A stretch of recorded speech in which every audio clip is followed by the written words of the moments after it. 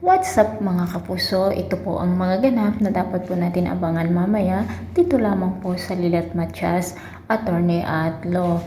Dahil nga sa pagdududa ni Lilet dito kay Attorney Alon, lalo pa nang makita nga niya na dalawa ang cellphone nito, ay hindi siya tumitigil sa pagkalap ng impormasyon kung ano man ang itinatago ni Attorney Alon. Samantala mga kapuso, nag-usap na naman ang magkasabwat na sina Patricia at Attorney Alon at sinabi nga ni Patricia na hindi na siya makapag-antay kung kaya't kailangan na nga niya ang kanyang pera na kung saan ay ipinahiram niya dito kay Attorney Alon. Dahilan nga po dito ay nagmamadali na nga si Attorney Alon na pakasalan itong si Ira upang sa ganon ay mapasa kanya ang mga kayamanang iniwan ni Attorney Meredith dito kay Ira at pati na rin ang kanyang balak na paghihiganti.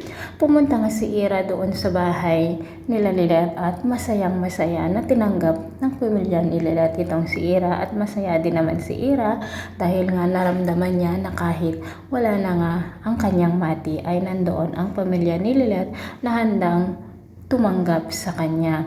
Samantala, nakaisip naman si Attorney Alon ng paraan upang sa ganon ay lalong mapamahal si Ira sa kanya at ginawa nga niyang way itong programa ni Kurt para ipahayag sa social media na walang katotohanan ang ipinakalat din niyang balita tungkol dito kay Ira noon.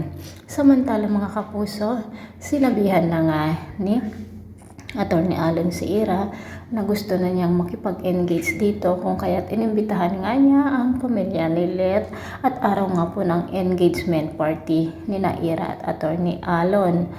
At nakita nga ni na Kurt ang isang kliyente noon nito na kung saan ay kaibigan din pala ni Attorney Alon. At habang nasa engagement party nga si na Lilet ay tumawag naman ang girlfriend nitong si Attorney Alon at sinabi nga niya na meron daw ibang babae si Attorney Alon mga kapuso. So magsasalita na kaya ang girlfriend nitong si Attorney Alon dahil ayaw din nga niya na magpakasal ang dalawa dahil mahal na mahal niya si Attorney Alon. Ito po ang masasalimuot na dapat po natin abangan dito lamang po sa Lilet Matias. Maraming salamat po.